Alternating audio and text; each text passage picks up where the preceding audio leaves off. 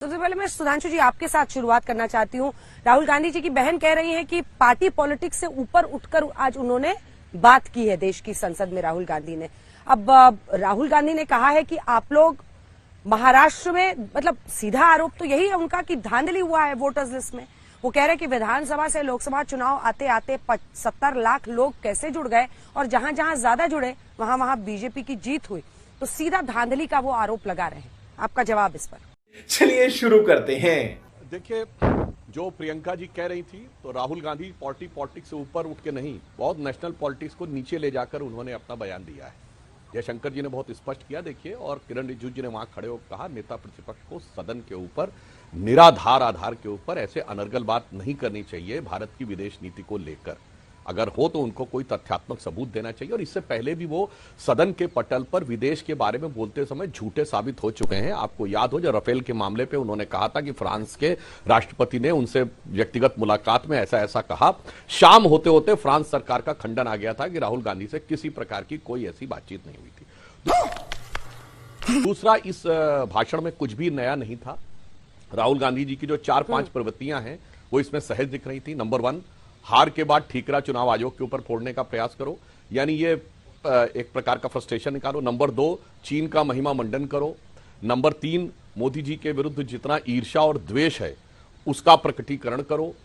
बेशर्मो शर्म करो, शर्म। और नंबर 4, अपने लिए वही जो जातिगत जनगणना का एक दिखावटी बात है उसका प्रचार करो। अन्यथा वो तेलंगाना का उदाहरण दे रहे थे। मैं कांग्रेस के हमारे सम्मानित सांसद सुखदेव जी बैठे हुए हैं, मैं उनसे पूछना चाहता हूं, तेलंगाना में 12 मंत्री हैं तो सिर्फ 2 ओबीसी हैं, तो चैरिटी बिगिंस एट होम। वो कह रहे हैं ना 56% है, रिजाइन करवाइए और 7 ओबीसी मंत्री बनाइए। और भारत सरकार में तो मैक्सिमम है। इसलिए, और उसके बाद अनर्गल मिथ्या बात करते रहना, तो ये उनकी एक स्वाभाविक सहज प्रवृत्ति हो गई है।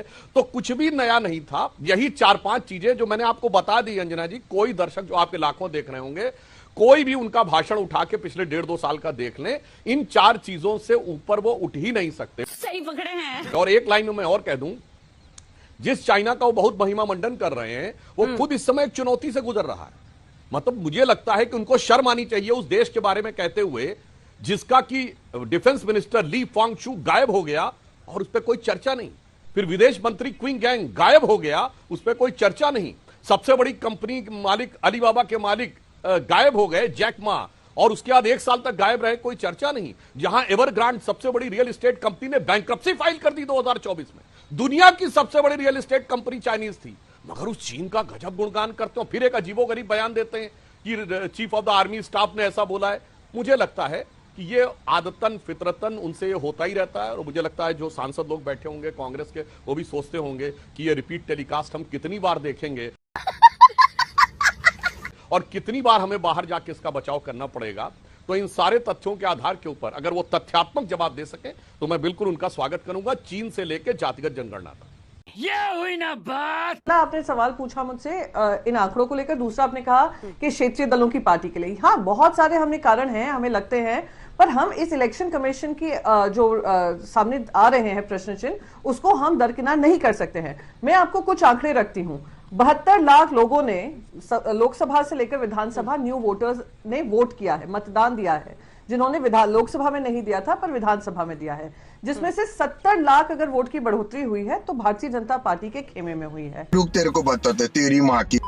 सुधांशु जी, सरहद पर क्या हो रहा है? डिसएंगेजमेंट की बात लंबे वक्त से हम लोग सुन रहे हैं, जिस पर चर्चा भी हुई, उसको एक डिप्लोमेटिक विन भी बताया गया। सरहद पर क्या हो रहा है, इस पर अगर नेता विपक्ष बोले तो देश को कमजोर करने वाला कैसे हो गया बयान? बताता हूँ। बिल्कुल आपने सही कहा अंजना जी। कोई शंका उठे, कोई विचार उठे, नेता प्रतिपक्ष को बोलना चाहिए। शंका का समाधान हो सकता है पर पूर्वाग्रह का समाधान नहीं हो सकता। और अगर हठपूर्वक पूर्वाग्रह किया जा रहा हो तो समाधान नहीं हो सकता। क्योंकि अंजना जी, याद दिलाना चाहता हूं, यही तो वो लोग हैं ना, जब डायरेक्टर जनरल मिलिट्री ऑपरेशन ने प्रेस कॉन्फ्रेंस की थी सर्जिकल स्ट्राइक पे, तो इनकी शंका का समाधान नहीं हुआ था। बालाकोट के बाद एयरफोर्स चीफ ने प्रेस कॉन्फ्रेंस की थी पर इनकी शंका का समाधान नहीं हुआ था। समझ रहे हो? तो अब इसलिए, जिसे कहते हैं ना, बदगुमा वहम की दारू नहीं लुकमान के पास, इसमें रखा है क्या देखे है जुआन के पास। अब मैं कह रहा हूं आज भी देख लो भाई, आज तो गूगल मैप्स अवेलेबल है ना, आप दिखा दीजिए कि साहब 2020 से पहले गूगल का मैप ये दिखा रहा था, आज मैप ये दिखा रहा है। मगर क्या करें, मुझे लगता है कि चीन के साथ जो करार करके आए हैं उस करार का इकरार है या राजीव गांधी फाउंडेशन को जो चाइनीज एम्बेसी से डोनेशन मिला था उसका उधार है कि जब तक चीन के लिए प्यार उभरकर सामने आने लगता है और उस चीन के बात पर भरोसा करते हैं अंजना जी, गलवान में हमारे 20 सैनिक शहीद हुए, हमने सबकी सूची जारी की, सबका सम्मान पूर्वक अंतिम संस्कार किया। बात तो सही है। और चाइना ने एक घायल की भी सूची नहीं जारी की। आप सोचिए, बगैर गोली चले हाथापाई की लड़ाई में 20 लोग मारे जाएं और दूसरी तरफ से कोई घायल भी ना हो, इस आंकड़े पर सिर्फ राहुल गांधी और विपक्षी यकीन कर सकते हैं, जबकि इंटरनेशनल एजेंसीज ने बाकायदा डाटा दे दिया था ऊपर की मैप के द्वारा कि 50 से 60 लोग उनके मारे गए हैं और चीन की सरकार डर रही थी कि इतने लोगों के मारे जाने की वो सूचना देगी तो इसलिए उनके यहां प्रॉब्लम हो सकती है, इसलिए न उन्होंने कोई मारे जाना तो छोड़िए, उन्होंने घायल को भी एक्सेप्ट नहीं किया। अरे देवा। और राहुल गांधी जी अभी जो मैन्युफैक्चरिंग बोल रहे थे और वो बोल रहे थे, तो मैं कहना चाहता हूं उनको जाके चेक कर लेना चाहिए। चाइना में रेट ऑफ अनएम्प्लॉयमेंट इतनी तेजी से बढ़ी 2023 में कि चीन ने जुलाई 2023 के बाद आंकड़े देने बंद कर दिए और जनवरी 2024 तक आंकड़ा ही नहीं दिया। जनवरी 2024 से फिर जुलाई 2024 तक बेसिक पैरामीटर चेंज करके दिया तो 23% हो गई है बेरोजगारी की दर। अब इन्हें समझ ही में नहीं आ रहा है कि वहां हकीकत क्या है। ये बड़ी अच्छी बात कही आप। मगर आपको भी चीन का एग्जाम्पल देना पड़ रहा है सुधांशु जी। चुनाव आयोग पर कहना चाहूंगा, आप देखिए वो देखिए, मैं एक बात कहूंगा अंजना जी, वो भाग सकते हैं मुद्दे से, वो जहां जाएंगे हम उन्हीं की पिच पे जाके बैटिंग करेंगे। इसीलिए मैंने जितने उदाहरण दिए, चीन के डिफेंस मिनिस्टर का, चीन के फॉरेन मिनिस्टर का, चीन के सबसे बड़े उद्योगपति का, चीन की सबसे बड़ी कंपनी का, चीन के अनएम्प्लॉयमेंट रेट का, जो आपके लाखों दर्शक देख रहे हैं। आज का सोशल मीडिया का जमाना है, अगर मैंने एक कोई चीज गलत बोला होगा तो फाड़ पड़ेंगे आके, और नहीं तो शांति से बैठ जाएंगे कि वहां का डिफेंस मिनिस्टर गायब हुआ था कि नहीं, फॉरेन मिनिस्टर गायब हुआ था कि नहीं। अब एक बात मैं कह दूं, चुनाव आयोग वाली बात जो अभी केसी त्यागी जी ने कही, देखिए ये कहा जा रहा है शिरडी में एक बिल्डिंग में 60,000 लोग। अब देखिए सुखदेव जी तो लोकसभा चुनाव लड़े हैं, तो ऑन एन एवरेज एक बूथ बनता है 1000 से 1500 लोगों पे, तो क्या उस बिल्डिंग में 40 पोलिंग बूथ बने थे? और ये अचानक लोकसभा में जो राहुल गांधी जी को इल्हाम हुआ उसके बाद समझ में आया। और जो केसी त्यागी जी ने बोला, तो मैं भी बचपन की 2 घटनाएं याद दिला देना चाहता हूं, कोई दर्शक जाके चेक कर ले। 1985 यूपी का विधानसभा चुनाव, पूरे प्रदेश में वोटिंग हुई 40 से 42%, और अमेठी में जानते कितनी हुई अंजना जी? 97%, और कुछ बूथों में 100% से ऊपर। और राजीव गांधी जब चुनाव लड़े थे 91 में, उनकी डेथ हो गई थी, मगर डेथ से पहले चुनाव हो चुके थे। 19 लोग गोलियों के चक्कर में, गोलीबारी हुई थी और संजय सिंह को पेट में गोली लगी थी, राजीव गांधी के पक्ष में बूथ कैप्चरिंग करते हुए गोलियां चली थी। कोई जाके चेक कर ले, 19 लोगों के खिलाफ नामजद FIR थी। इसलिए, और उसके बाद जब मुख्य इलेक्शन कमिश्नर ये थे, जो जिसका उल्लेख अभी त्यागी जी ने किया, मैं दर्शकों को याद दिलाना चाहता हूं, मनोहर सिंह गिल उस समय देश के चीफ इलेक्शन कमिश्नर थे जब अटल जी की सरकार 1 वोट से गिरी अप्रैल में। क्यों नहीं चुनाव कराए गए मई में? चूंकि उनको लगता था 1 वोट की सहानुभूति न मिल जाए, इसलिए चुनाव आयोग ने 6 महीना पीछे ले गए चुनाव, क्योंकि 6 महीने से अधिक पीछे ले नहीं जा सकते थे। और संयोग देखिए कि उसके बाद भी अटल जी दोबारा प्रधानमंत्री बने। सर क्या बात, ये बात है। और मनोहर सिंह गिल आके इनकी सरकार में मंत्री बने। चुनाव आयुक्त का किसी पॉलिटिकल पार्टी को ज्वाइन करना और मंत्री बनने का इकलौता उदाहरण है, और वो बता नहीं सकते कि सरकार गिरने के बाद तुरंत चुनाव क्यों नहीं कराए। लेकिन सवाल है कि अगर 70 लाख लोग जुड़े और उस पर विपक्ष प्रश्न कर रहा है, तो चुनाव आयोग को स्पष्ट करना पड़ेगा। अगर एक बिल्डिंग में 7000 लोग जुड़े या नहीं जुड़े, चुनाव आयोग बताएगा ना सच क्या है। अब जनता के सामने तो ये बात आ गई, अब आप फैक्ट्स बताइए। अगर आप ऐसी स्थिति में है सुधांशु जी, तो आप फैक्ट्स बताइए। एक लाइन बोल दो, क्या ऐसा हुआ है एक बिल्डिंग में? अब और एक क्या लाइन बता 70 लाख लोग जुड़े हैं, तो आखिर इसकी वजह क्या थी? चुनाव आयोग सामने आए, चुनाव आयुक्त एक इंटरव्यू दें, बताएं कि क्या है। अभी पता चलेगा। अब बिल्कुल, अरे बड़ी अजीब बात है, चुनाव आयोग ने तो वेरीफाई कर करके बाद ही वहां पे किया है। अगर इनको इतना बात पता है तो राहुल गांधी आज अपने भाषण में आर्टिफिशियल इंटेलिजेंस पे भी बोले थे ना, कुछ नहीं, जनरल इंटेलिजेंस से रैंडम सिलेक्शन कर लें 70 लाख में से और दिखा दें कि ये लोग फर्जी थे। अब तो सूची अवेलेबल है ना मतदाता की, तो सदन में आके खाली हल्ला क्यों मचाना? आर्टिफिशियल इंटेलिजेंस की बजाय कॉमन सेंस की इंटेलिजेंस का प्रयोग करिए, और आप इतने 1000 लोगों को लेकर दिखा दीजिए कि साहब ये तो यहां पे रहते ही नहीं है, ये तो फर्जी है। क्या बात है सर, क्या बात है सर। इसी बात कहकर खत्म करना चाहूंगी।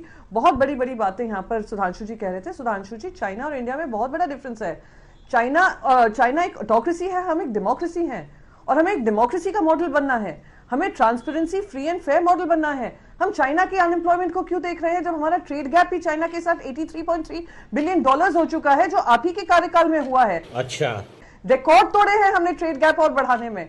वो प्रधानमंत्री मोदी जी ने कहा था हम मेक इन इंडिया करेंगे, हम ये ट्रेड गैप जो है उसको हम कम करने की कोशिश करेंगे। आपको पता है मैन्युफैक्चरिंग 15% से 12% पे आ गिरा है, 2014 में 15% था, अब 12% पे आ गिरा है। तो हम भी पूछना चाहेंगे आपके मेक इन इंडिया को हुआ क्या?